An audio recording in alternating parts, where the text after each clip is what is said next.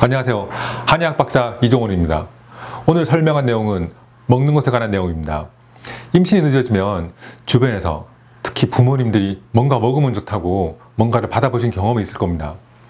양파즙이나 마늘즙 같은 즙 종류도 있고 흑염소탕이나 자라탕 같은 전탕도 있습니다. 혹은 장닭에 흰젓씨 꼬리를 넣어서 달아주는 경우도 있고 야간문 같은 약재를 달여서 주셨을 수도 있습니다. 심지어 부적을 태워서 매일 아침마다 부적 잿가루를 보름간 먹으면 아기가 생긴다고 시댁에서 권유해서 어쩔 수 없이 보름간 잿가루를 먹어야 했다는 그런 사정도 들어본 적이 있습니다. 다들 임신이 잘 되길 바라는 마음에서 혹은 걱정되는 마음에서 그랬을 겁니다. 그러나 정도를 벗어나는 지나친 것도 있습니다. 혹은 임신에 도움되지 않거나 잘못된 약재를 먹게 되는 경우도 있습니다. 오늘은 그런 부분들에 대해서 설명을 해보겠습니다. 약재들은 잘못 먹으면 위험할 수 있으니 약재에 대해서는 정확히 알아야겠습니다. 쑥과 인진쑥에 대해서 알아보겠습니다. 쑥은 몸을 따뜻하게 만들어주는 그런 기능이 있으니 수족냉증 있는 사람들이 흔하게 복용할 수 있는 처방입니다. 민간에서는 임신에 도움되다 해서 임신 준비 중일 때 먹는 분들이 있습니다. 그런데 문제는 인진쑥입니다. 인진쑥도 같은 쑥이라고 쑥처럼 임신에 도움된다고 드시는 분들이 있습니다. 인진쑥이 과연 임신에 도움이 되는 약재일까요? 실제 이름에 쑥이라는 단어가 들어간다고 해서 같은 효능을 가진 약재는 아닙니다. 쑥과 인진쑥에 대해서 알아보고 인진쑥도 쑥처럼 임신 준비할 때 먹어도 되는지 알아보겠습니다. 사진을 보겠습니다. 우리가 일상에서 말하는 쑥은 이렇게 생겼습니다. 많이 보셨을 겁니다. 개인적으로 쑥떡을 좋아하는데 이거를 떡으로 만들어 먹기도 합니다. 전 분당에 살고 있고 걸어서 한의원을 출장할 때도 있습니다.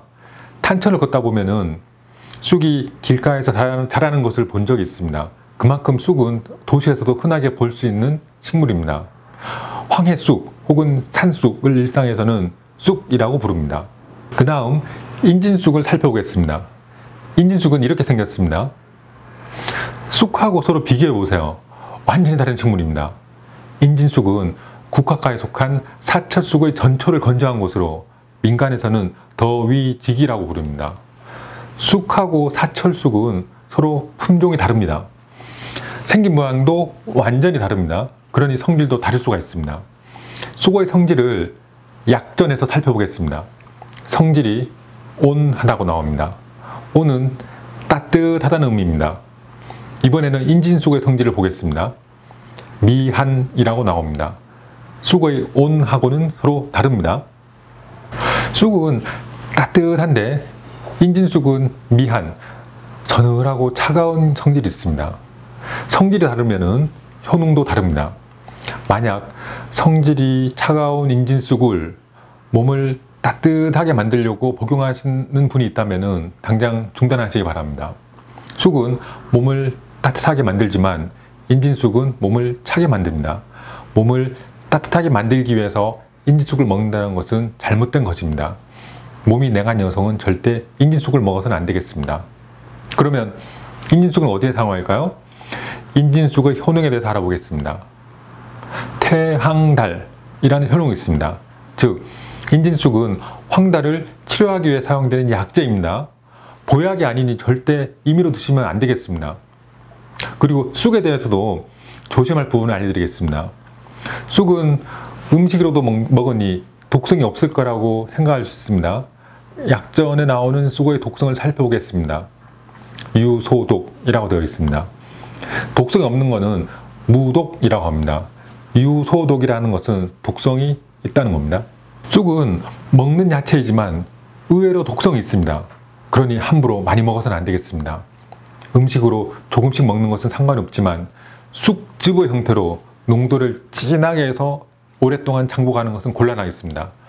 한 가지 약재만 달여서 복용하는 것은 약의 강도가 강해지기 때문에 주의하셔야 합니다.